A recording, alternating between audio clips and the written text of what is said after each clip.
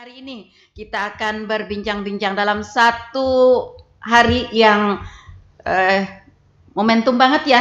Luar biasa. Ya, momentum banget, apalagi pada saat ini lagi viral, lagi banyak sekali lagi ya. Menarik temakan pembicaraan hari ini ya. Iya, betul sekali ya. Tentang Hari Guru ya 2024. Baik, saudara pendengar, kalau kata orang jangan sampai kita melupakan sejarah. Iya. Nah, kita di awal pencerahan dulu dengan sejarah Hari Guru. Silahkan Pak Iriansah. Terima kasih. Assalamualaikum warahmatullahi wabarakatuh. Waalaikumsalam. Yang kami hormati para pemirsa di Radio Tuntung Pandang. Alhamdulillah kita pagi hari ini dalam keadaan sehat walafiat. Amin. Kalau mengingat masalah sejarah, sebelum kami menyampaikan masalah sejarah, kami mengucapkan dulu selamat Hari Guru Nasional, ya khususnya kawan-kawan guru di Kabupaten Tanah Laut. Iya. Tentu temanya adalah guru hebat Indonesia kuat. Itu tema. Nah, kalau mengingat sejarah, alhamdulillah ya. Itu juga dibaringi dengan didasari dengan keputusan presiden nomor 78 tahun 1994. Jadi ditetapkan sebagai Hari Guru Nasional. Iya. Nah, bertepatan dengan itu juga ya, beriringan dengan itu juga ya dilaksanakan Hari Ulang Tahun PGRI. Jadi bersamaan dengan itu juga bersamaan dengan itu juga dirayakan Hari Ulang Tahun PGRI. Nah, kira-kira itu dulu Bu, sekilas tentang pelaksanaan Hari Guru.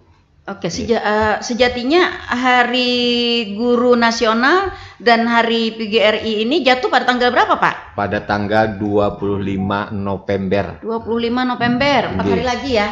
Iya. Oke. Baik, nah tadi dikatakan oleh Pak Haji Iriansah, ditetapkannya Hari Guru dan Hari PGRI. Kedua nomenklatur ini berbeda di mana, Pak? Nah, perbedaannya, ulunan dulu. Jadi perbedaannya kalau Hari Guru itu sebagai perwujudan daripada pemerintah untuk mengapresiasi kerja guru itu. Nah, kalau hari ulang tahun PGRI itu sebagai peringatan lahirnya organisasi PGRI. Oh, begitu. Iya. Adakah momentum yang mungkin krusial yang menjadi sebuah dasar untuk menetapkan Hari Guru dan Hari PGRI itu? Misalnya nih pada Hari Pendidikan ya. Dirgantara. Ada sesuatu kejadian mungkin atau momen apa gitu yang fundamental sehingga pada tanggal 25 November itu ditetapkan sebagai Hari Guru dan Hari Ulang Tahun PGRI. Terima kasih Bu. Tadi kan sebagai yang ditanyakan itu kan perbedaan Hari Guru dengan HUT PGRI. Nah, perbedaan yang mendasar adalah perbedaan antara peringatan Hari Guru Nasional dan Hari Ulang Tahun PGRI adalah bisa dilihat dari segi sejarah dan latar belakangnya. Nah, peringatan hari ulang tahun PGRI adalah untuk merayakan ulang tahun berdirinya organisasi PGRI. Sementara Hari Guru Nasional adalah untuk merayakan sebagai upaya untuk mewujudkan penghormatan kepada guru di Indonesia. Nah, itu perbedaannya. Iya. Merayakan penghormatan kepada guru di Indonesia. Iya, karena memang kita semua tahu begitu ya bahwa guru itu adalah pahlawan tanpa tanda jasa. Iya, betul sekali. Oke. Adakah sebuah program Bapak untuk peringatan Hari Guru Nasional 2024 dan HUT PGRI khususnya untuk Kabupaten Tanah Laut? Insya Allah program kita yang pertama mengadakan apel, Bu. Insya Allah pada tanggal 7 Desember itu apel besar-besaran seluruh Dewan Guru. Nah, tempatnya itu di depan kantor Bupati. Nah, selain itu juga ada lomba, lomba inovasi guru dan lomba inovasi manajemen kepala sekolah. Nah, jadi setiap kecamatan, setiap cabang PGRI itu wajib mengikut sertakan semua tingkatan, baik TK, SD, TK, RA, itu termasuk Departemen Agama, Bu. Jadi TK, RA, kemudian SD, MIN, kemudian SMP, MTS, nah kemudian SMA, MAN, sampai kepala sekolahnya. Jadi semua kepala sekolah juga 4 tingkatan, ya, TK, SD, SMP, dan SMA. Jadi itu dulu program yang akan kami laksanakan dalam rangka menyambut Hari Guru dan Hari PGRI. Program ini apakah ini program dari pusat, Pak, atau memang program ini adalah inovasi Tanah Laut sendiri? Ya, memang pada awalnya itu instruksi dari PB Pusat. Ya, silahkan dalam rangka kita menghadapi Hari Guru dan Hari ulang tahun PGRI, silahkan berinovasi. Ada kegiatan. Yang penting di bulan Oktober sampai November itu Hari Guru.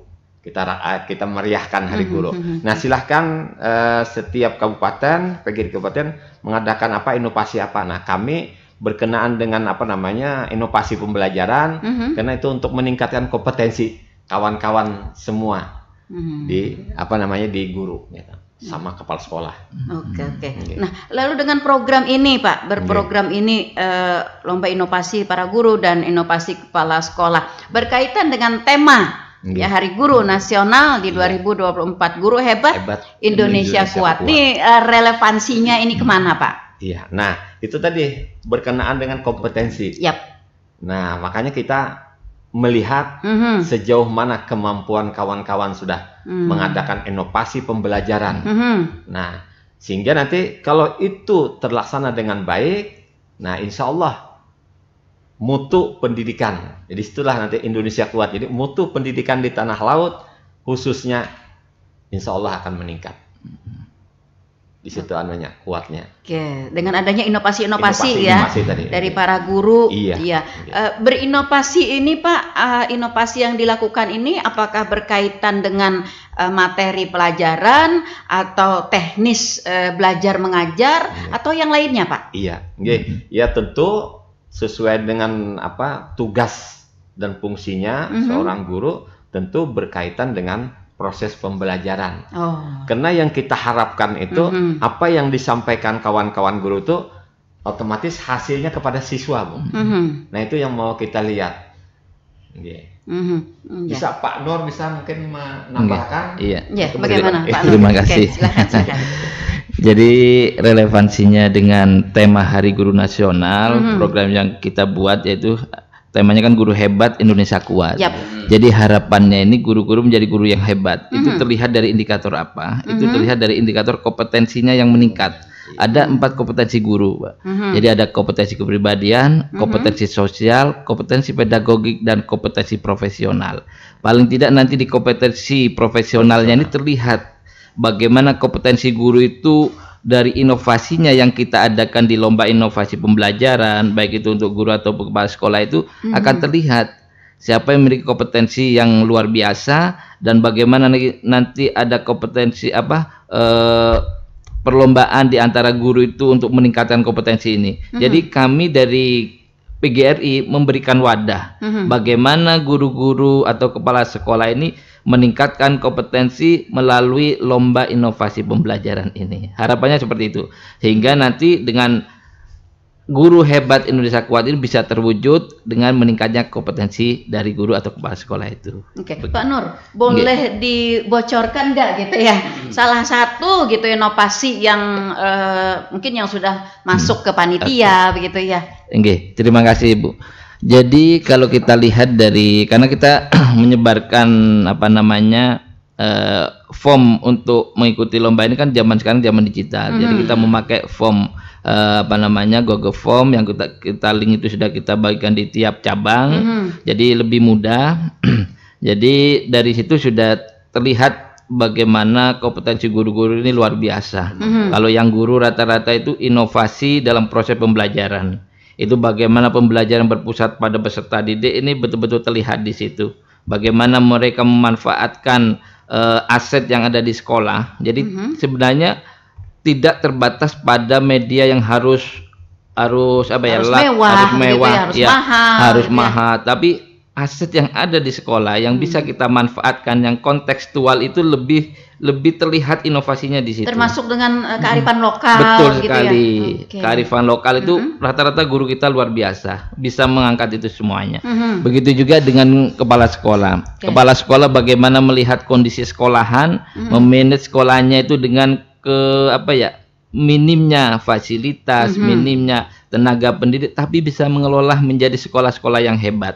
Ini terlihat. Jadi setelah kami lihat rekapannya, meskipun belum karena kita nanti di tanggal 25 itu akan kita ambil 3 besar, itu akan mempresentasikan. Nah, jadi ini sudah masuk sekitar 40-an yang peserta ini, Pak. Jadi alhamdulillah, dari situ nanti tim penilai akan menyeleksi, diambil 3 besar, nantinya akan mempresentasikan di dewan juri, dewan penilai, akan diambil juara 1, 2, 3 di setiap jenjangnya. Itu seperti itu ya. Oke.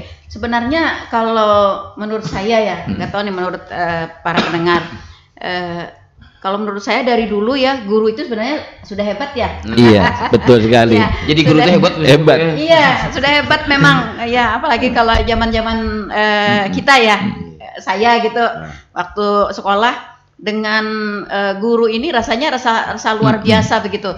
Rasanya merasa guru ini betapa hebatnya.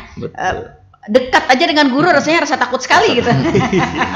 Ya, zaman saya Pak. Ya, zaman saya gitu. Saking hormatnya, saking menghormatinya kehebatan guru kehebatan guru ya pada waktu itu begitu. Ya, namun tetap karena seiring dengan perkembangan perkembangan ilmu pengetahuan dan teknologi ya, diharapkan guru harus selalu terus berinovasi dan berkembang juga begitu. Oke. Sebenarnya Pak Nur, jumlah guru kita di Tanah Laut sekarang ini ada berapa sih Pak? Kalau jumlah guru yang masuk di daftar PGRI ya, di daftar PGRI di kami ada KTA digital, itu rekapan dari jumlah anggota guru yang sementara masuk di kami itu ada 2.686. Itu yang sudah masuk jadi anggota PGRI. Kalau jumlah guru secara keseluruhan banyak, hampir 6.000-an Pak ya. Dengan guru honor itu. Jadi kami ini juga masih dalam tahap perekrutan. Jadi kawan-kawan bagaimana nanti bisa bergabung di PGRI, ini diberi kemudahan, tinggal daftar di link KTA digital PGRI. Harapannya bisa bergabung sehingga kita bisa menyerap aspirasi dari seluruh guru yang ada di Tanah Laut khususnya, sehingga harapannya apa sih yang diinginkan oleh guru itu PGRI bisa menjadi wadah untuk menyampaikan aspirasi. Termasuk guru-guru swasta Pak, sekolah swasta? Betul. Iya. Sekolah swasta, guru honor itu juga kita fasilitasi. Itu. Oke, Pak. Dengan adanya PGRI, apa yang menjadi nilai lebih bagi seorang guru masuk menjadi anggota PGRI dengan tidak? Apa yang dapat diberikan begitu? Ya sebenarnya walaupun sebenarnya menjadi anggota atau tidak pun kena imbas. Jadi kami ini kan organisasi struktur dari pusat, Bu. Nah, jadi perjuangan keluhan-keluhan yang di daerah ini kami sampaikan di kongres, di PGRI. Nah, PGRI yang memperjuangkan. Nah, yang pertama kan dana APBN yang 20%. Nah, itu dana pendidikan. Nah, kemudian sertifikasi. Itu kan perjuangan dari PGRI, Bu. Nah, kemudian lagi guru honor diangkat P3K. Nah, sekarang ini ada lagi perjuangan di DPR, undang-undang perlindungan guru. Betul. Nah, ini sedang dianu oleh PGRI. Nah, ini adalah masukan-masukan dari daerah-daerah, dari cabang, dari kabupaten, dari provinsi, sehingga kami mengusul ke. Ya artinya banyak hal yang didapat yang diberikan keuntungan gitu ya bagi seorang guru masuk di PGRI. Lalu pertanyaan saya, tadi Pak Nur menyebutkan ada 2.600 sekian gitu ya. Sedangkan jumlah guru kita nih masih ada 6.000-an, masih belum 50% nih yang terdaftar. Ini why gitu kan. Iya.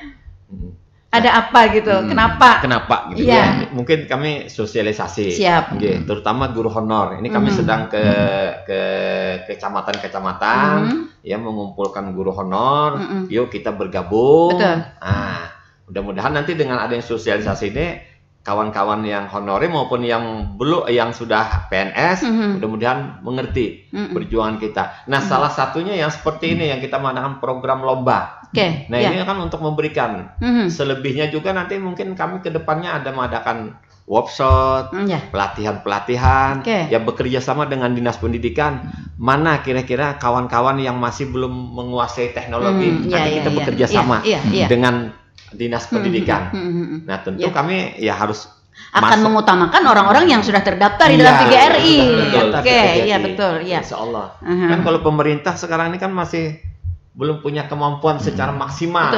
Kawan-kawan. Jadi mari kita PGRI mendorong itu juga ikut membantu kawan-kawan tuh. Oke. Iya. Selain daripada peningkatan kompetensi gitu ya, dengan perjuangan dari PGRI dan fasilitasi PGRI bagi guru-guru yang terdaftar di dalam menjadi anggota PGRI. Pak, saat ini kan marak nih ya berbagai goncangan berkaitan dengan profesi seorang guru. Nah, bagaimana dengan PGRI kita Pak untuk Kabupaten Tanah Laut melindungi para guru kita ya agar tetap dapat belajar mengajar sesuai dengan kompetensinya dengan aman, nyaman ini begitu. Seperti pertanyaan ini Bu ya. Iya. Nah, sudah ditanyakan Ibu nih. Bagaimana Pak? Sama pertanyaannya. Terima kasih. Ini di pengurus PGRI Kabupaten Tanah Laut ini ada juga yang namanya LKBH ya. Jadi lembaga badan hukumnya juga ada. Kebetulan yang dikomandani oleh Pak Karyono ya. Beliau juga koordinator wilayah pendidikan Kecamatan Belehari untuk Kabupaten Tanah Laut. Beliau yang mengomandani.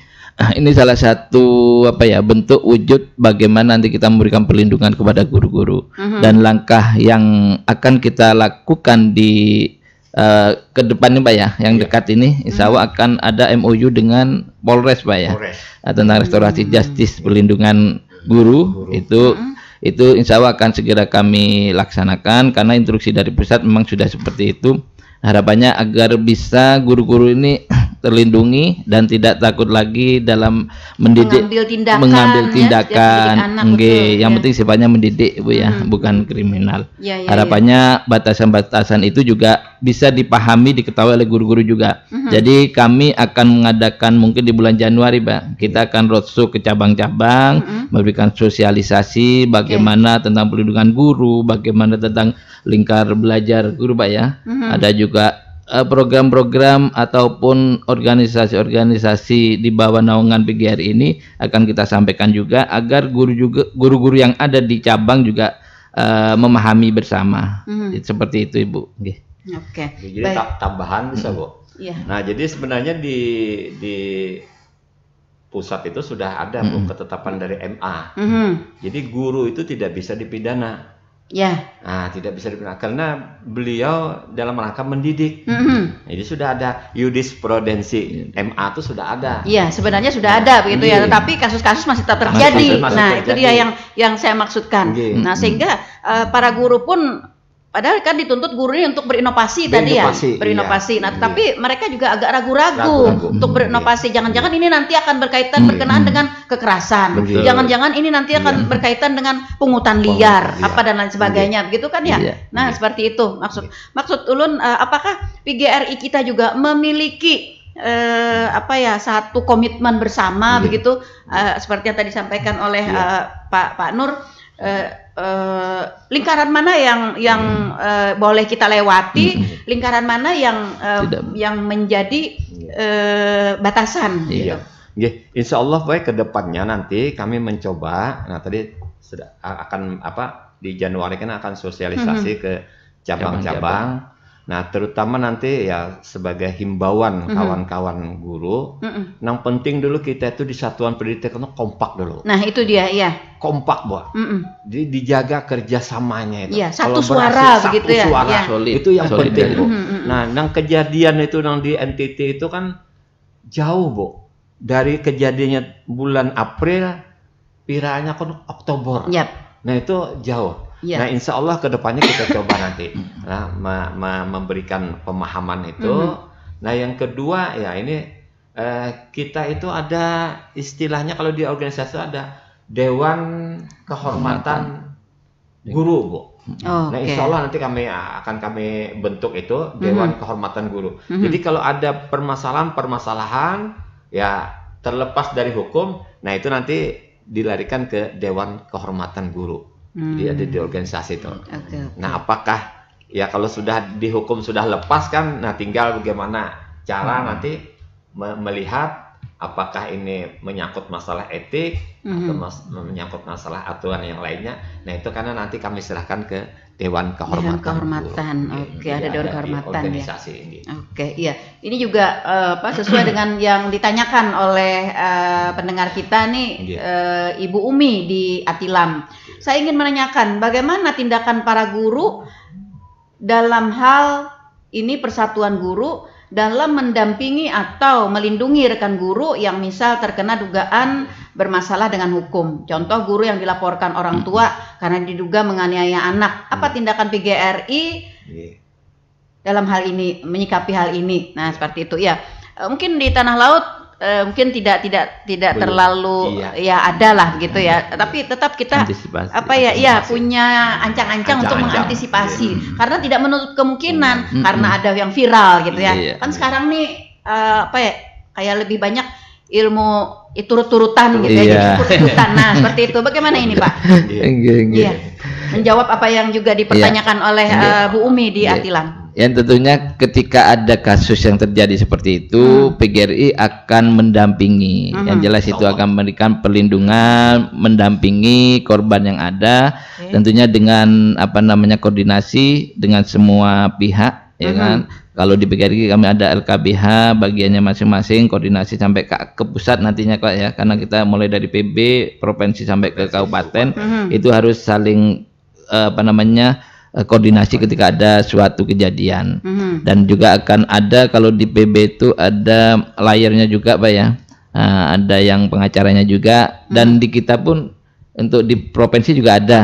Di provinsi juga ada, sehingga ketika ada kejadian itu kami tentunya akan mendampingi ya kan, mempelajari permasalahannya seperti apa, menurunkan tim bantuan hukum tentunya gitu ya. Tentunya tim hukumnya itu akan kita turunkan karena di situ sudah ada bagiannya masing-masing gitu.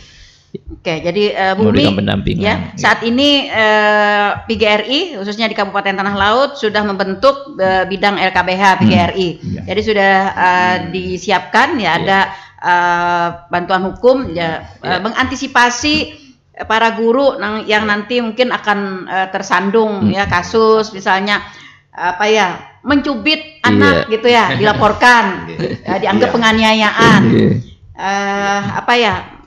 merangkul anak ya, dilaporkan dianggap pelecehan gitu ya, seperti itu. Nah itu ya, karena memang anggapan orang beda-beda ya, dan kalau orang pengen viral gitu, macam-macam lah ininya begitu. Jadi antisipasi dari PGRI sudah dilakukan ya Pak ya. LBH-nya di PGRI itu juga Pak? Iya. Di sekretariat organisasi sekretariat. Oke.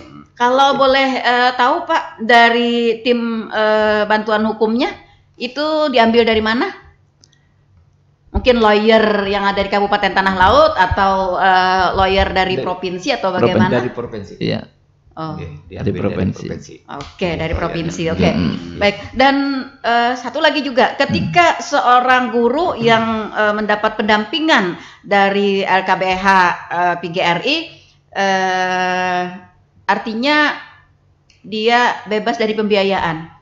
Iya, betul. Bebas betul dari pembiayaan. Iya. Karena menjadi anggota PGRI tadi. Iya, karena menjadi anggota PGRI. Nah, itu dia. Kalau yang tidak menjadi anggota PGRI, nanti ada hitungannya ya. Betul. Jadi itu pembedanya antara yang anggota dan tidak. Nah, ini salah satu hal yang keuntungan. Kenapa? Iya, kenapa kita harus gitu ya? Karena kita harus karena menyikapi dengan kondisi yang ada pada saat ini. Ya, dan itu memang sebuah kebutuhan, Pak. Sebuah kebutuhan. Meskipun tanah laut belum ada mungkin kasus yang viral begitu, kasus yang berat begitu, tetapi kita memang harus memasang ancang-ancang kalau kata orang ya, kuda-kuda seperti itu. Oke, Pak, selain daripada guru yang masuk di dalam menjadi anggota PGRI mempunyai hak yang tadi disebutkan oleh Pak Haji Iriansyah dan Pak Nur, tentu juga para guru ini juga punya kewajiban. Iya. Mungkin apa sih Pak kewajibannya begitu? Bagaimana dengan kesanggupan dari para guru itu sendiri? Sebenarnya kewajibannya itu ya kada terlalu berat. Jadi kalau dari pusat itu 8.000, Bu. Nah, ada iuran ya? Ada iuran. Jadi 8.000 itu ke pusat itu 800. Ke provinsi itu 1.600. Nah, kemudian ke cabang itu 3,5. Nah, sisanya ke kabupaten. Sekitar 1.600 ke kabupaten. Jadi jumlahnya 8.000. Nah, cuma oleh pusat dipersilahkan menginovasi, menambah iuran. Nah, cuma kalau itu kewajiban berarti ada istilahnya uang kesejahteraan. Jadi misalnya anggota meninggal, anggota sakit berat misalnya ada musibah, kebanjiran, kebakaran, itu langsung kami organisasi PGRI langsung terjun ke lapangan. Nah, itu anunya. Oke, baguslah kalau begitu. Iya. Nah, lalu dengan peningkatan kompetensi, Pak. Sekarang ini kan seperti yang tadi disampaikan oleh Pak Nur, Pak Iriansyah, guru memang harus berinovasi, artinya harus meningkatkan kompetensinya dan kenaikan jenjang ya juga dinilai dari kompetensinya itu gitu. Oke. Nah, bagaimana PGRI dapat mengupayakan peningkatan kompetensi bagi guru-guru secara merata, Pak? Iya. Apa yang menjadi dasar begitu? Ini kan bagaimana caranya agar kompetensi meningkat, Bu ya, untuk guru-guru dan merata begitu. Ada bukan karena inya tuh Pang patuh lawan kedekatan. Sebenarnya kami kalau yang tahun kemarin Pak, kita mengadakan seminar pendidikan ya. Itu salah satunya agar guru-guru juga kompetensinya juga bisa meningkat secara merata ya kan. Semuanya memiliki kompetensi yang sama. Untuk tahun ini kita tidak ada seminar pendidikan. Tapi kami nanti di bulan Januari ini akan roadshow untuk sosialisasi tentang lingkar belajar guru.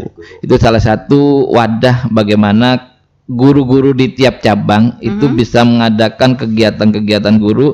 Tujuannya apa? Untuk peningkatan kompetensi tadi melalui wadah lingkar belajar guru. Nanti kita berikan tantangan kepada cabang-cabang membuat program-program untuk peningkatan kompetensi guru itu melalui lingkar belajar guru tadi.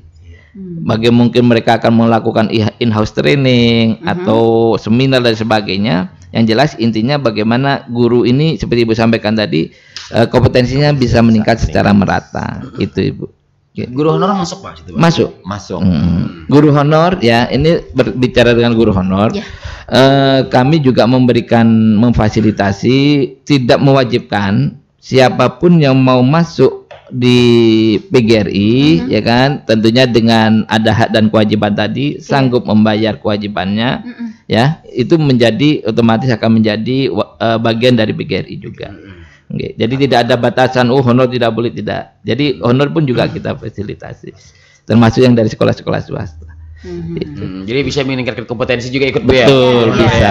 Artinya tidak dibedakan asal mereka tercatat sebagai anggota PGRI ya, untuk nah lalu untuk tentu saja kan untuk peningkatan kompetensi misalnya kalau untuk pelatihan karena peserta terbatas dan kita terbatas tentu. Nah, lalu bagaimana PGRI dapat memfasilitasi mereka sesuai dengan kompetensinya, sesuai dengan jenjang karirnya. Maksud saya tolak ukur apa yang menjadi patokan begitu, sehingga bisa menetapkan Pak Setiawan Juhri ini kena giliran nih tahun ini untuk meningkatkan kompetensi begitu. Iya.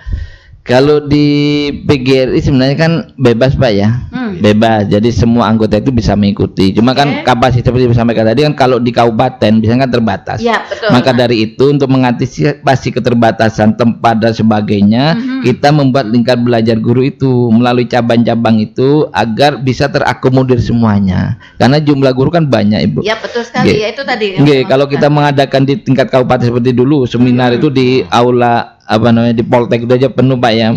Itu penuh, jadi tidak semuanya bisa difasilitasi sehingga kami bagaimana caranya agar semuanya itu bisa terakomodir. Salah satunya karena sisi lain juga kan para guru berlomba-lomba nih, karena itu kan akan meningkatkan nilai mereka juga gitu. Betul sekali. Jadi di wadah lingkar belajar itu kan ketahuan, ditemukan.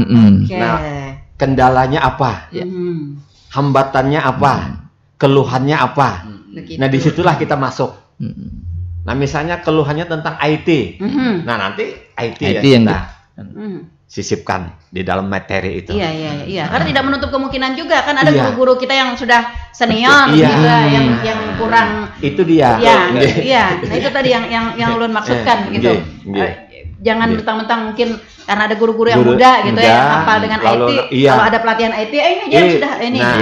Kan. Sedangkan guru-guru kita yang masih senior, yang masih belum lancar, itu perlu. Itu perlu. Walaupun tak layak pula. Iya. Yang penting punya kemauan, itu utama. Usia tidak menjadi kendala. Ya, betul sekali. Usianya angka Pak ya. Betul, usianya angka. Kepala hatinya angka. Yang penting semangat gitu. Betul sekali. Betul sekali. Nah, Pak. Ada suara pendengar ya. Kita ke suara pendengar dulu. Ada rekan Aluh di Pasar Parabola. Ulun umpat nimbrung hajana. Kayak apa rasanya jadi guru nih Pak? Kenapa pian dahulu memilih jadi guru? Nah, apa Pak daya tariknya? Betul sekali ini. Nah, itu nih memang kayak apa ya kita mengingat jadi guru secara aja mengalir aja. Memang keluarga, terutama keluarga kami nggak ada yang jadi guru. Begitu Pak. Jadi mengalir aja gitu. Nah, bukan karena keturunan gitu, abang guru, anak guru juga. Enggak. Karena hati itu terbawa hati aja. Panggilan hati. Apakah tujuan mengajar kah Pak atau apa? Kada juga Pak. Hanya terpanggil. Nah, melihat kan kita nih pernah jadi murid ya Bu. Betul. Nah, melihat guru, kayak nikah jadi guru, kalau misalnya ikhlas menjadi guru tuh insya Allah berkah. Nah, itu disitulah kita memandang jadi keberkahan itu. Karena kalau kita ikhlas, jadi itulah yang menjadi dasar kita ingin menjadi guru tuh. Iya. Mungkin itu guru-guru yang senior mungkin ya. Kalau Pak Nur sendiri gimana Pak Nur? Sebenarnya agak muda. Motivasinya tentu berbeda dengan generasi tua. Iya. Kalau saya sih yang mulai sekolah itu nggak tahu Bu ya, entah sudah garisnya. Jadi bawaannya itu memberikan semacam bukan nasihat sih Pak sebenarnya ya. Ketika ada kawan curhat itu kita sering suka memberikan solusi masukan sampai ke bawah terus sampai kita bicara sama orang itu kira Bapak itu sebenarnya nggak pantas, sepertinya Bapak itu pantas jadi guru gitu loh. Masnya itu waktu itu masih mas kan. Padahal mungkin doa dari itu ya. Sampai sekarang ke bawah, alhamdulillah ya seperti Pak Ida sampaikan mengalir aja Bu, mengalir. Dan kalau kita bilang kalau sudah menjiwai dari hati apa-apa itu dari hati itu kepuasan itu tidak bisa diukur dengan apa-apa. Dan ketika kita bahkan dulu itu saya sudah berpikir seperti ini, zaman kita masih sekolah aja kondisi apa ya, keadaan anak-anak sekarang itu seperti ini. Bagaimana nanti zamannya anak kami kan seperti itu. Dan ternyata terbukti sekarang itu belum ada gadget yang luar biasa seperti ini, smartphone belum ada aja seperti itu. Dan ini tantangan bagi kita, baik guru, orang tua itu kan, bagaimana kita sama-sama memiliki tanggung jawab mengawasi anak-anak kita, ya kan. Anak-anak peserta didik itu kan juga anak-anak kita juga di sekolah itu juga seperti anak kita sendiri, tidak ada kita membedakan. Nah, oleh karena itu kalau saya biasanya sering menyampaikan ke wali murid, bagaimana kita memiliki tanggung jawab yang sama menjaga anak-anak kita itu baik di rumah pun di sekolah, karena di sekolah itu waktunya cuma berapa jam, Mak. Lebih banyak di sekolah, di rumah sebenarnya kan. Oleh karena itu kadang kita berpesan kepada wali murid, marilah kita sama-sama jaga anak kita. Ya kan, itu juga anak kita juga ketika di sekolah kan, juga anak orang tua di rumah masing-masing. Jadi tanggung jawab itu sama. Kami berusaha memberikan, menanamkan etika dan sebagainya. Tapi kalau di rumah pengawasan yang minim, kurang, ya apalah arti semuanya kan itu, Ibu. Jadi sama-sama memiliki tanggung jawab yang sama itu. Iya. Kalau dulu memang katanya Pak, kalau dari zaman anak-anak gitu ya, anak-anak zaman-zaman saya gitu ya, generasi all gitu. Kalau ditanya pasti mau jadi apa? Mau jadi guru, mau jadi apa? Mau jadi dokter. Guru dan dokter, Pak. Itu dua itu aja yang jadi idola anak-anak gitu. Seperti itu. Karena mungkin melihat apa ya, begitu hormatnya dengan guru dulu, mungkin betapa mulianya guru memberikan pelajaran, mengayomi dan sebagainya begitu. Apalagi kalau apa yang dikatakan oleh Pak Nur tadi. Saat ini kan anak-anak kita, apalagi kalau yang di tingkat SLTP, SLTA, yang belajar 5 hari itu ya Pak ya. Nah artinya kan hampir 1 hari penuh nih. Anak-anak kan bersama dengan guru, ya bersama dengan guru. Meskipun lebih banyak mungkin waktunya di rumah, tapi di rumah pada tidur aja, tidak terlalu banyak berkomunikasi. Jadi yang lebih banyak menentukan karakter anak-anak kita itu adalah di sekolah. Nah berkaitan dengan itu Pak, apa yang menjadi tantangan PGRI dan guru untuk ke depan melihat kondisi anak-anak kita pada saat ini? Iya. Tantangannya mungkin saat ini kan kemajuan teknologi ini luar biasa bagi kita semuanya. Ini kan bukan suatu hal yang lagi. Jadi tantangannya bagaimana ya kita memberikan, menanamkan yang pertama adalah adab kepada peserta didik. Itu tantangan yang luar biasa untuk saat ini bagi guru. Ini yang kami rasakan, karena di sekolah pun ya kan kita tidak bosan-bosan memberikan arahan, nasihat setiap upacara hari Senin ataupun setiap kegiatan apa itu pasti kita selipkan bagaimana pentingnya adab, ya kan, bagaimana anak itu adab. Oleh karena itu guru-guru maupun sekolah-sekolah itu sekarang itu berlomba-lomba membuat inovasi pembiasaan yang arahnya itu bagaimana adab ini betul-betul dapat ditanamkan. Jadi dan mulai menjadi mendarah daging, membudaya, mulai dari mungkin datang bersalaman, ya kan, mungkin ada sholat berjamaah, mungkin ada Jumat takwa dan sebagainya. Itu salah satu cara bentuk bagaimana adab ini betul-betul tertanam di dalam sanubari peserta didik kita. Karena ini menurut kami ada tantangan yang luar biasa, perkembangan zaman yang kita tidak bisa mengelak. Kita tidak bisa mengelak, tapi kita tetap berusaha, tidak pesimis, semaksimal mungkin sebagai seorang pendidik bagaimana memberikan semacam siraman kepada peserta didik kita, kepada anak-anak generasi penerus bangsa ini agar memiliki adab yang luar biasa. Karena kalau zaman dulu Pak, seingat saya gitu ada pelajarannya di sekolah gitu, ada pelajaran wajibnya pelajaran adab etika gitu, etika dengan orang tua, etika dengan budi pekerti. Budi pekerti. Nah dulu ada. Nah saat ini tidak ada. Mungkin bagaimana Pak dengan kurikulum pelajaran kita yang tidak memuat pada bagian-bagian itu. Padahal itu seperti yang dikatakan oleh Pak Nur tadi, itu hal yang sangat penting sekali. Apa yang dilakukan oleh PGRI, oleh seorang guru agar meskipun itu tidak ada di dalam sebuah kurikulum, tetapi ya dapat ditanamkan, dapat diwajibkan kepada anak didik kita. Ya memang tadi Bu berbeda pada zaman kurikulum merdeka, istilahnya merdeka ini kan.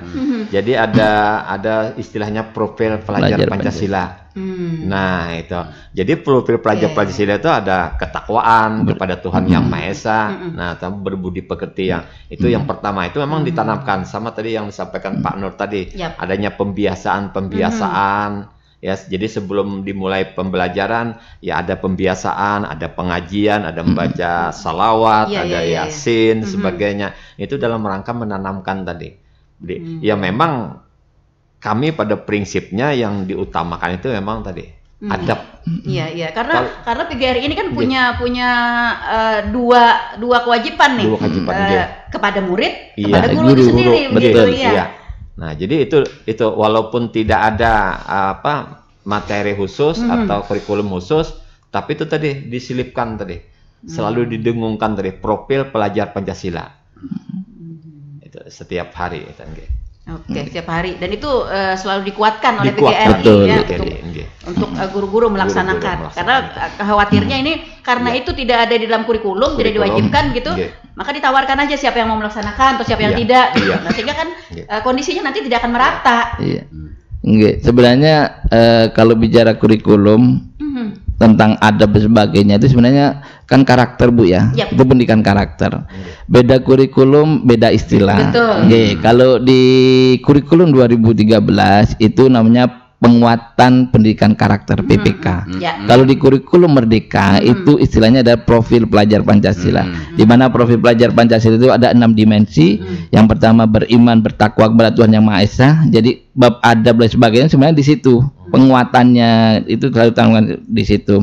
Ada mandiri, ada gotong royong, ada berkepentingan global dan sebagainya. Jadi ada 6 dimensi di profil pelajar Pancasila. Sebenarnya 6 dimensi ini adalah rangkuman dari penguatan pendidikan karakter yang ada 16 kalau nggak salah itu. Nah, dirangkum dalam 6 dimensi tadi. Nah, ini salah satu bagaimana mewujudkan adab yang tadi kita bicarakan di awal tadi. Ini salah satunya melalui profil pelajar Pancasila kalau di kurikulum Merdeka yang sekarang ini. Itu Ibu. Oke, ya terakomodir di situ ya Pak ya. Betul. Oke, artinya ini para orang tua jangan khawatir begitu. Ada karena ini merupakan kekhawatiran orang tua juga Pak ya. Ada meskipun tidak tertulis secara jelas gitu ya, tapi ada termuat di sana ya, seperti itu.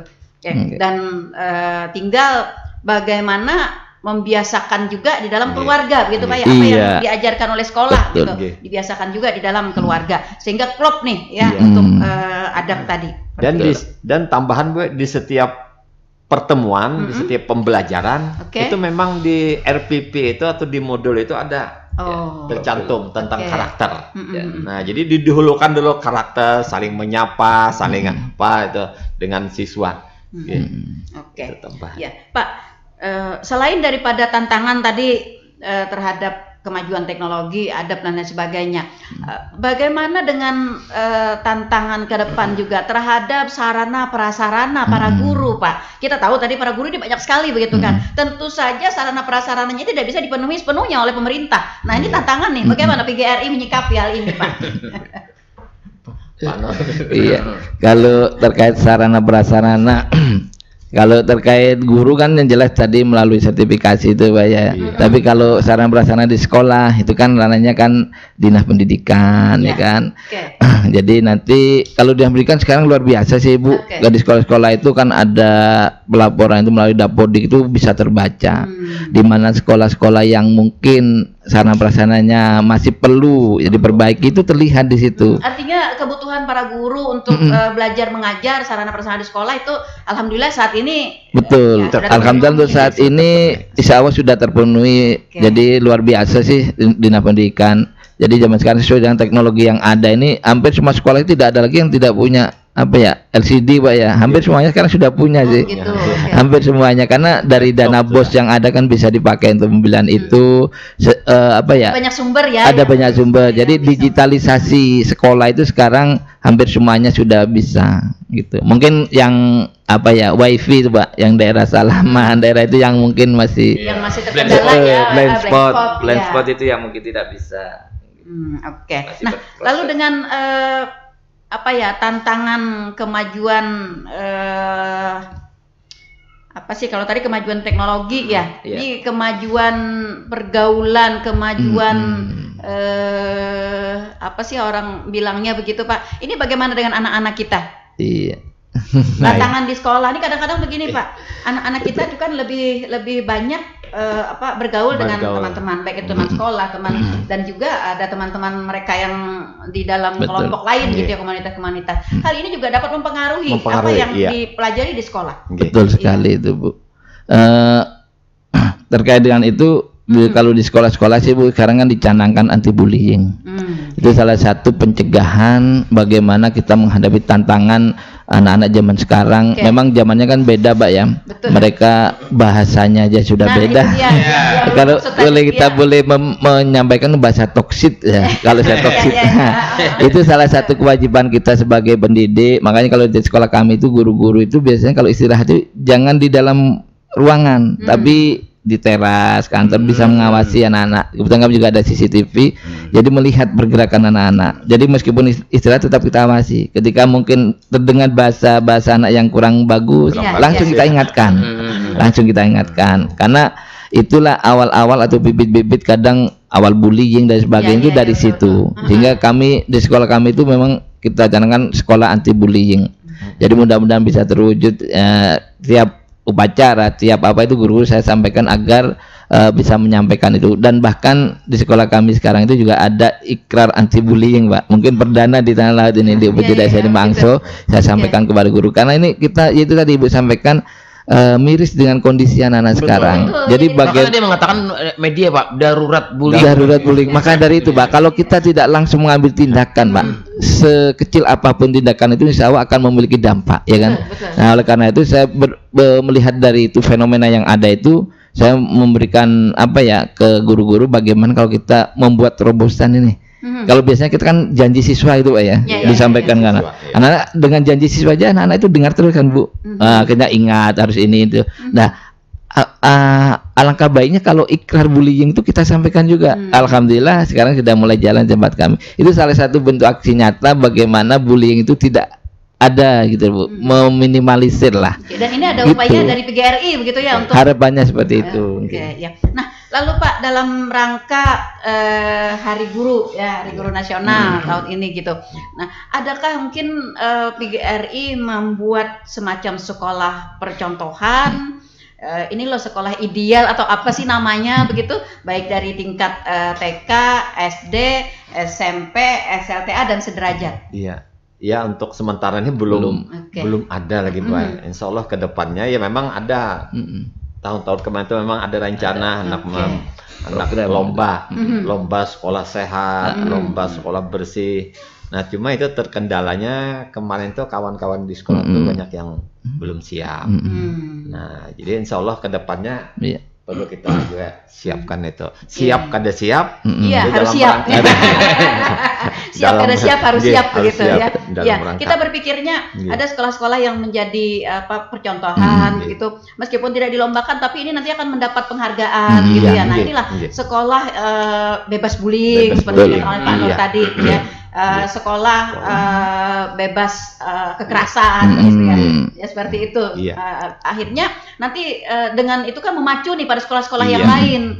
Nah, untuk dapat itu kan nanti akan menaikkan rating sekolah kan, Pak ya. Betul sekali, Bu. Akan menaikkan rating sekolah. Berkaitan dengan itu juga, Pak, kita dengar juga nih banyak sekolah-sekolah, tidak banyak sih, ada beberapa sekolah gitu yang minim murid. Bapak, tanggapan dari PGRI sendiri, Pak, untuk sekolah-sekolah semacam itu? ya termasuk yang ulun pimpin nih. Nah, itu dia ya. Nah, bagaimana upaya PGRI sendiri? Ini kan jangan sampai yang minim muridnya kan tenggelam begitu ya, semakin tenggelam begitu. Ya. Bahkan ada yang punya sekolah SD ada sudah yang nggak ada muridnya ya. Iya. Malah mau tutup ya. Bagaimana ini, Pak? Nah, itulah, Bu, maksud kita kan tugas berat nih PGRI, Pak. Iya. Di program pemerintah itu kan sistem rayon, Bu. Nah, ya hendaknya kalau di tempat kita ini belum jalan secara 100% sistem rayon itu. Seandainya itu dijalankan, kira-kira insya Allah punya aja murid. Cuma karena tadi tidak dijalankan, ya masing-masing ingin mempertahankan. Yang kedua, permasalahan yang kedua kan kita ini ada dua, Bu, dari Dinas Pendidikan dengan dari Kemenak. Nah, kalau Dinas Kependidikan itu ya menuruti aturan pusat kalender pendidikan. Misalnya penerimaannya di tanggal 1 Juli. Nah, sementara di Kemenak Januari sudah berterimaan. Ya kan? Januari, Februari sudah penerimaan. Nah itulah makanya kita berharap, PGRI ini berharap ya duduk bersama lah, duduk bareng. Ya mungkin difasilitasi oleh pemerintah tanah laut. Nah kayak apa supaya kita ada kebersamaan itu. Iya itu bagus Pak.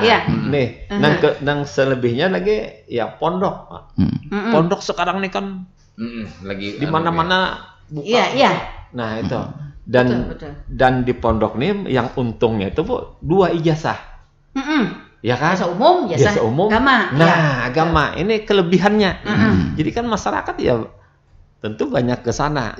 Nah, cuma kan yang menjadi kendala ini fasilitasnya.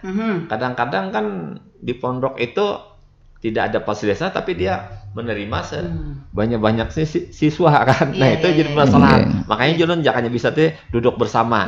Bisa PGRI dilibatkan, dinas, depak, pemerintah daerah. Bagaimana kita mengatur ya agar kita semua dapat balance gitu Dan kita dapat murid. Kita sama kan mendidik anak bangsa kan. Iya, betul. Sama. Seharusnya yang swastanya yang perlu diperhatikan. Seharusnya itu nambahkan Bu. Jadi memang apa yang disampaikan Mbak Iriansyah tadi ya sudah jadi nyambung untuk PGRI ke depannya melalui lingkar belajar global ya kita sosialisasi roadshow itu tentunya kita akan memberikan juga kepada di pengurus cabang ataupun anggota PGRI baik nanti di sekolah-sekolah itu agar bisa memiliki nilai jual. Itu yang harus kita gaungkan terus. Yang nanti karena daya tarik. Betul, kita tidak bisa menyalahkan dari pihak mungkin Kemenak atau dari pesantren yang memiliki dan memang itulah nilai jual mereka.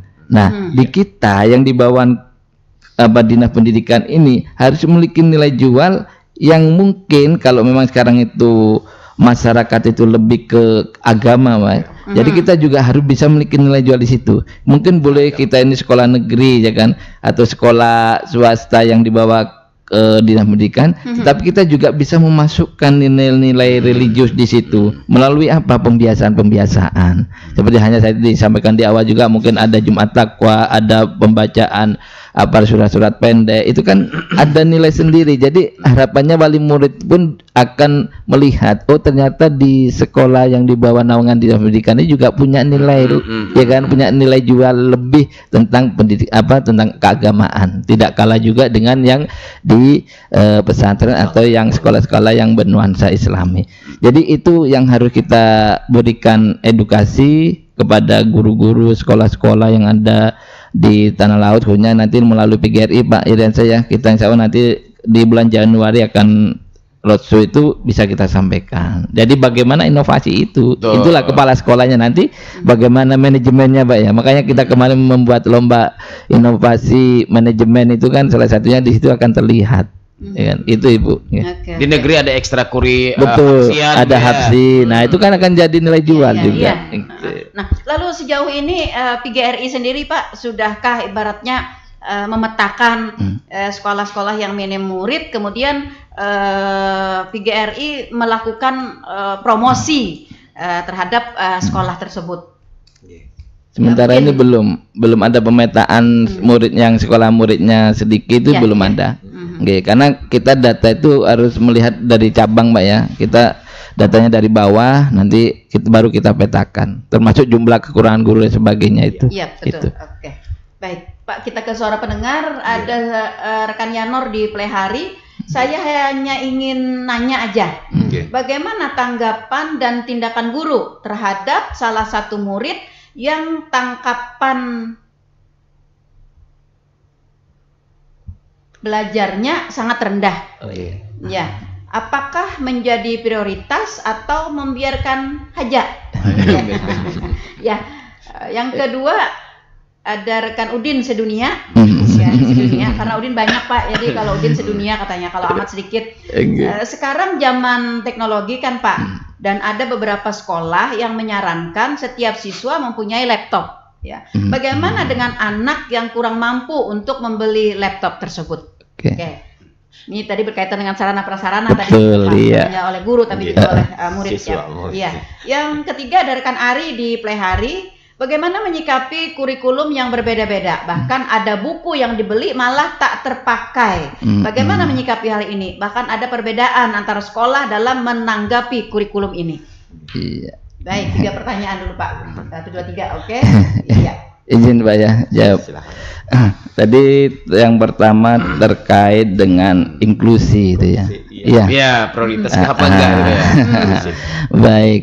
Jadi untuk saat ini amanahnya memang sekolah itu menjadi sekolah inklusi. Jadi sekolah inklusi itu tidak boleh menolak siswa, kondisi murid, keadaan apapun. Itu amanah. Memang baik gitu, tidak boleh Bu. Jadi dan alhamdulillah di Kabupaten Tanah khususnya Dinas Pendidikan itu sudah mengadakan BIMTEK inklusi untuk yang SD, TK, yang SMP juga sudah.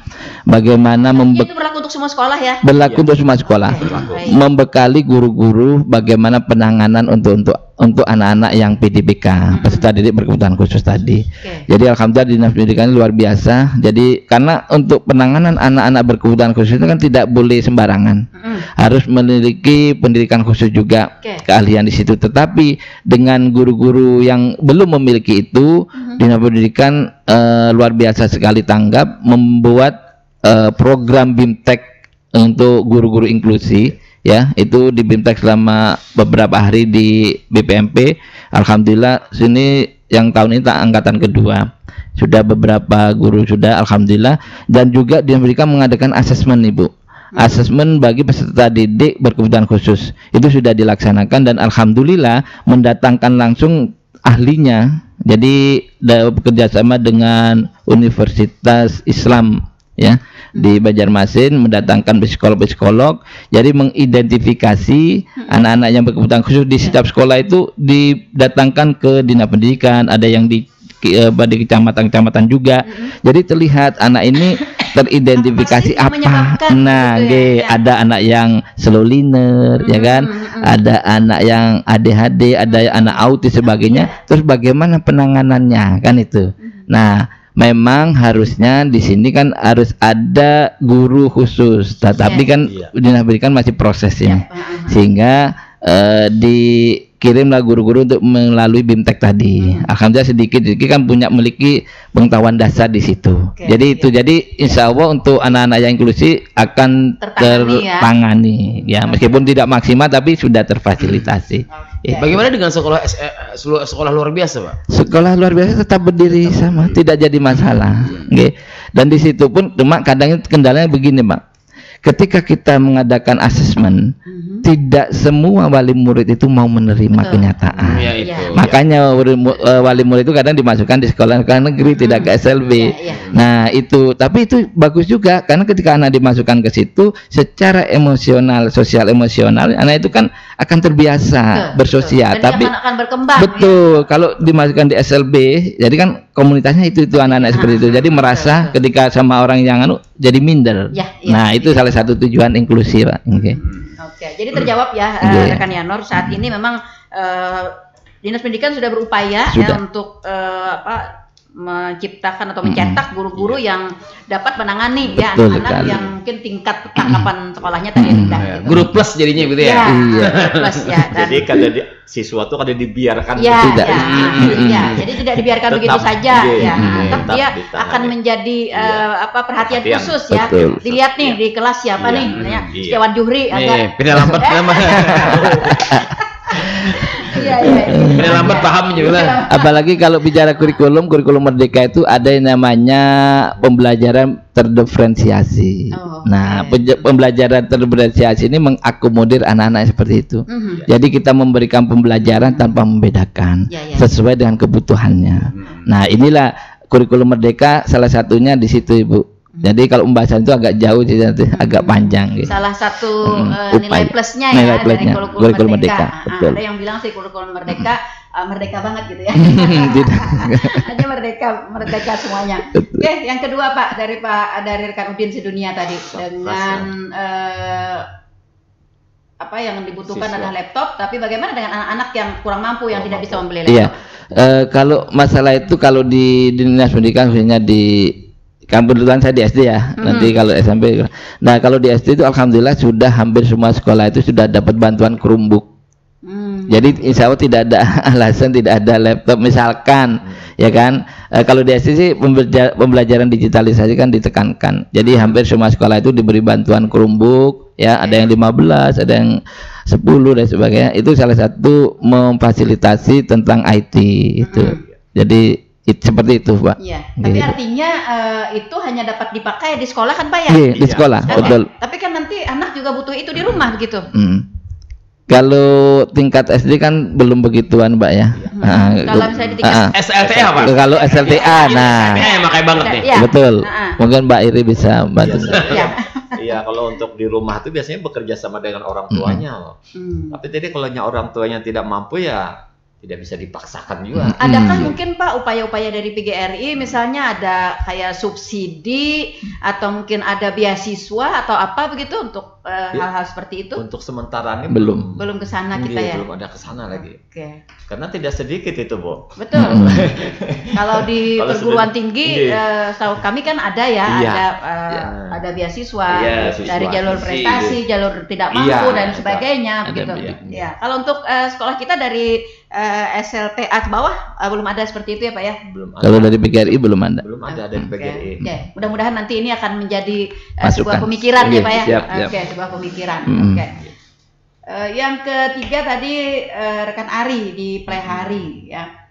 Nah, tentang kurikulum yang berbeda-beda. Kemudian ada buku yang dibeli malah tidak terpakai. Nah, bagaimana Pak? Benarkah gitu? Lalu kalau memang benar bagaimana? Kalau kami menanggapinya, apalagi ini kan ganti menteri nih. Yap. Akan ganti lagi nih. Ganti kebijakan ya? Akan ganti lagi nih kan. Nah, itu yang kita khawatirkan. Jadi tergantung ke sekolah menyikapi ini ya. Kalau ulun kemarin tuh ya datang ditawari, cuma lu mikir-mikir dulu, nanti aja dulu. Kalau sudah ada kepastian dari pemerintah, apakah ini tetap misalnya kurikulum ini, baru kita berpikir. Tapi kalau tidak ada kepastian, kita khawatirnya begitu kita beli pas berubah lagi. Itu yang kita khawatirkan. Artinya PGRI menghimbau kepada sekolah-sekolah untuk tetap selektif ya, tetap selektif di dalam memilih buku. Iya, di dalam memilih buku-buku yang apalagi itu misalnya buku-buku yang dibebankan kepada murid untuk membeli. Jangan sampai terbeli seperti apa yang dikatakan oleh rekan Ari tadi, ternyata tidak terpakai. Sebenarnya sih tidak ada ya istilah tidak terpakai karena buku itu bukan satu-satunya sumber belajar. Nah, jadi meskipun beda penerbit, beda kurikulum, ya kan, sebenarnya masih bisa dipakai referensi.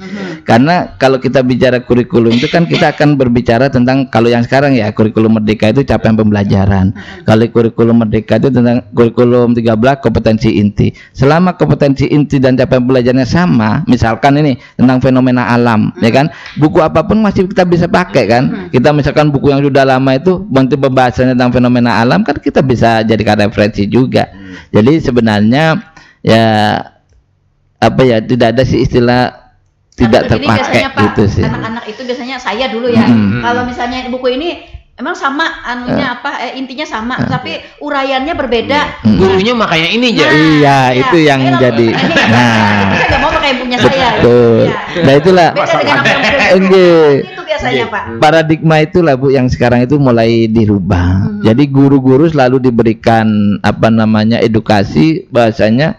Itu tadi sumber belajar itu bukan satu-satunya dari buku tadi. Jadi guru harus juga mencari mengeksplor dari berbagai sumber gitu. Jadi tidak bisa sekarang menyalahkan tidak pakai buku ini. Kalau zaman dulu kan memang seperti itu.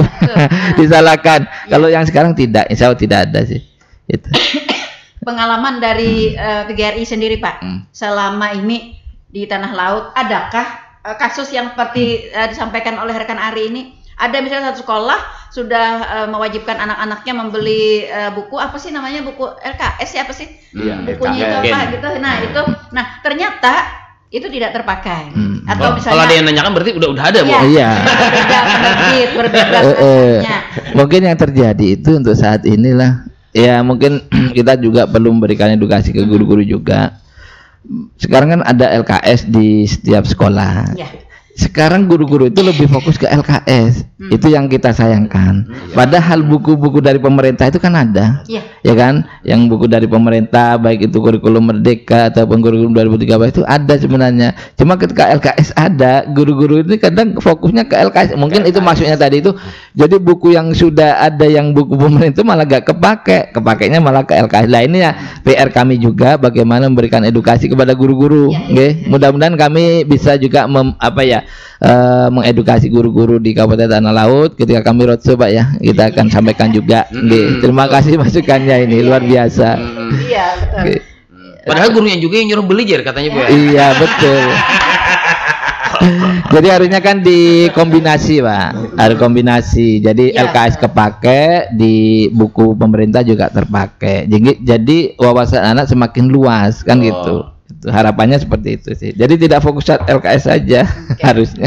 Pak Nur, selama ini dengan kurikulum Merdeka ini, apakah buku-buku pelajaran, buku-buku pegangan para murid kita itu diberikan atau dipinjamkan oleh sekolah atau diwajibkan kepada anak untuk membelinya? Dipinjamkan, dipinjamkan.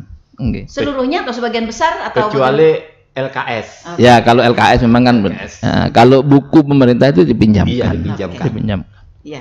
Mungkin yang jadi permasalahan tadi ya terlalu fokus ke LKS. Iya itu. Mungkin maksudnya di situ. Iya, seperti itu, Pak. Oke. Baik. Tidak terasa ternyata ya waktu kebersamaan kita. Tapi kita seru banget Pak. Ini ternyata mohon maaf ada banyak PR. Iya nggak apa-apa. Oke. Nah, bagaimana Pak dengan Hari Guru Nasional tahun 2024 khusus untuk Kabupaten Tanah Laut? Kado terindah untuk para guru kita. Adakah misalnya prestasi, keberhasilan atau apa dalam hal belajar mengajar? Adakah Pak Nur? Ini beliau ini mengikuti.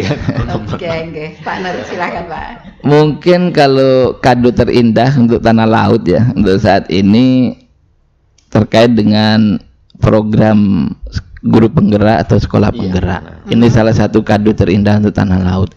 Karena untuk saat ini Tanah Laut itu untuk guru penggeraknya ini sudah ibaratnya kalau dari sekian sudah memenuhi, sehingga di angkatan 12 ini masih ada Pak, tidak lagi masuk bagian dari sasaran, sehingga angkatan 12 ini sudah tidak ada lagi Tanah Laut untuk mendaftar karena sudah dianggap sudah memenuhi. Ini termasuk kado terindah dan alhamdulillah kemarin juga ada beberapa kawan-kawan dari guru penggerak yang sudah dipromosikan menjadi kepala sekolah dan itu saya kira suatu kado terindah ya untuk Tanah Laut karena guru-gurunya otomatis kan semakin meningkat kompetensinya dengan program guru penggerak karena digodok untuk saat ini 6 bulan. Kalau zaman saya dulu waktu jadi pengajar prakteknya itu 9 bulan Pak, angkatan pertama itu. Dan alhamdulillah sudah ada yang jadi fasilitator, pengawas, pengajar praktek. Nah, dan juga ada program sekolah penggerak. Sekolah penggerak ini saya kira juga kado terindah. Ini sudah jalan ke 3 tahun, jalan ketiga termasuk sekolah kami sudah sekolah penggerak. Kalau yang ada lagi angkatan ketiga dan kalau yang angkatan 2 itu kami angkatan pertama Tanah Laut tapi angkatan 2 se-Indonesia dan alhamdulillah ada untuk SD 12, untuk SMP itu ada 3 ya untuk sekolah penggeraknya. Ini saya kira menjadi kado terindah untuk Tanah Laut karena kenapa saya bilang kado terindah karena Tanah Laut bisa mengikuti program-program dari kementerian atau dari pusat karena sekolah penggerak atau guru penggerak pun tidak akan bisa terlaksana tanpa adanya kesepakatan antara daerah dan pusat dan alhamdulillah ini bisa terwujud dan bisa mencetak guru-guru yang luar biasa dan sekolah-sekolah yang sesuai yang diharapkan atau sekolah yang dicita-citakan kalau sekarang istilahnya. Itu saya kira menjadi kado terindah untuk Tanah Laut untuk tahun ini karena ini kurikulum Merdeka, program Merdeka Belajar episode ini kan insya Allah kan ya kita nggak tahu ya karena beda menteri biasanya kan sudah beda istilah. Nah ini kan pada produk yang kemarin dan alhamdulillah kita Tanah Laut bisa mengikuti itu sih intinya. Oke.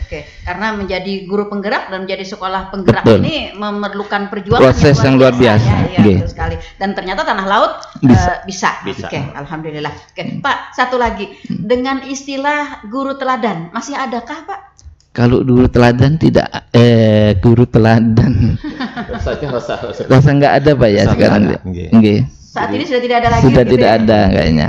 Kalau dulu kan kita ada ya, guru teladan. tingkat kabupaten, tingkat nasional. Ya, sekarang tidak ada. Sekarang itu program pemerintah itu lebih fokus ke guru penggerak. Sekarang guru penggerak dianukan terus. Inovasinya, iya. Kenapa saya sedikit ada menyangkal ya? Ini dari ibu-ibu biasanya dengan di warung-warung ya. Sekarang kurikulumnya penuh nalar, Pak. Penuh nalar. Jadi bagaimana kalau bukan SD harus nalarnya harus kuat banget. Jadi bagaimana menanggapi hal seperti ini, Pak? Makanya sekarang berpengaruh dengan mental dan psikologinya nanti. Kenapa jadi seperti itu? Sekarang kita mungkin sudah sering mendengar adanya literasi, Pak ya. Kalau di sekolah itu ada rapot pendidikan. Rapot pendidikan itu akan dilihat dari literasi, numerasi, karakter. Dan bagaimana literasi kita itu rendah sekali, terlihat betul di asesmen nasional ANBK itu, Pak. Berbasis komputer itu terlihat.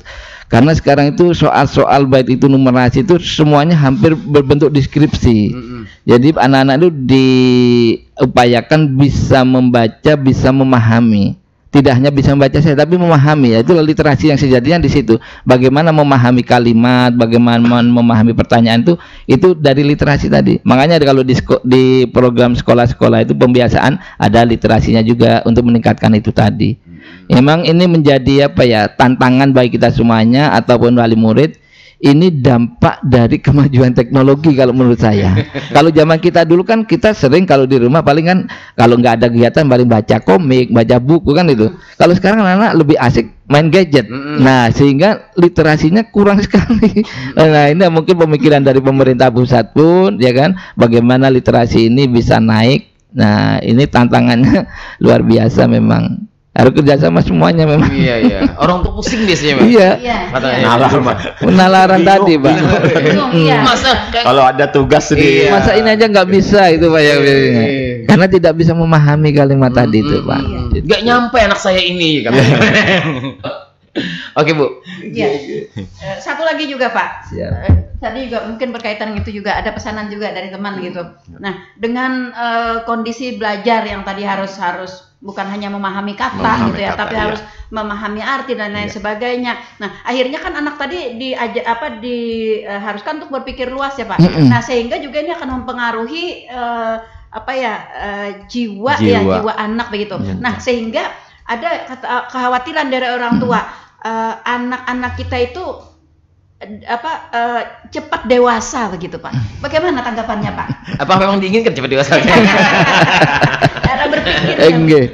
Saya kira itu anak-anak sekarang cepat dewasa itu bukan karena membaca, tapi karena gadget, Pak. Ya, kalau Bapak jujur ya, kita punya anak kecil juga ya, Pak. Yang dilihat mulai bangun tidur biasanya, Pak ya, aktivitas sehari-hari itu kadang anak gadget itu yang paling sering TikTok, Pak.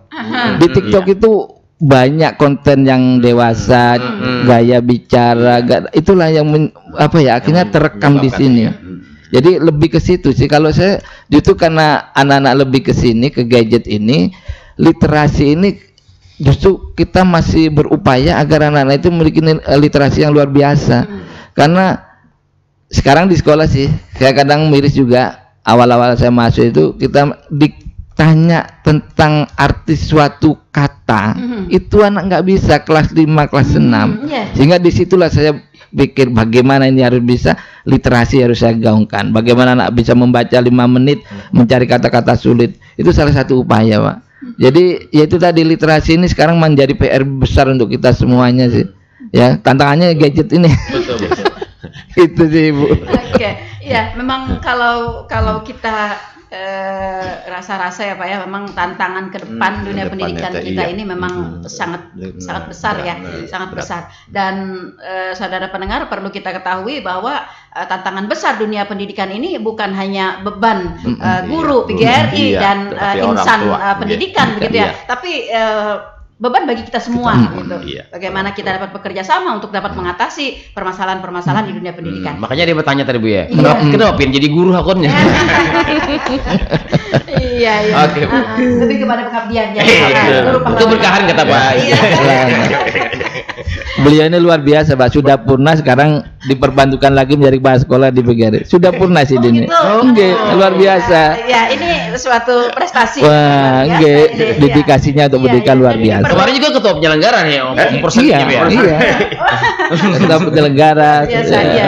Nah, ini menjadi sebuah pemacu semangat bagi para guru-guru muda junior. Baik, sayang sekali Pak, waktu kebersamaan kita sudah berada di zona lewat ternyata ya, karena ada program kita yang lain untuk mengisi di program selanjutnya. Kita harus mengakhiri bincang-bincang kita di kesempatan pagi hari ini. Tapi saya masih pengen minta closingnya, apa Pak Haji Iriansyah atau Pak Nur gitu, apa yang dapat disampaikan untuk masyarakat kita, untuk orang tua, untuk anak didik berkaitan dengan dunia pendidikan kita. Iya, terima kasih. Ini mumpung pas di sini ya, siap. Nah, jadi kami terutama pengurus PGRI berharap adanya kerjasama, itu yang penting antara sekolah dengan orang tua. Itu yang paling perasaan yang paling berat mendidik anak ini, kalau orang tua itu menyerahkan kepada sekolah. Biasanya menyerahkan kepada sekolah mentah-mentah sepenuhnya. Nah, jadi kita berharap supaya anak kita ini bisa, apalagi tadi ujar Pak Nur tadi kan, ini zamannya sudah beda.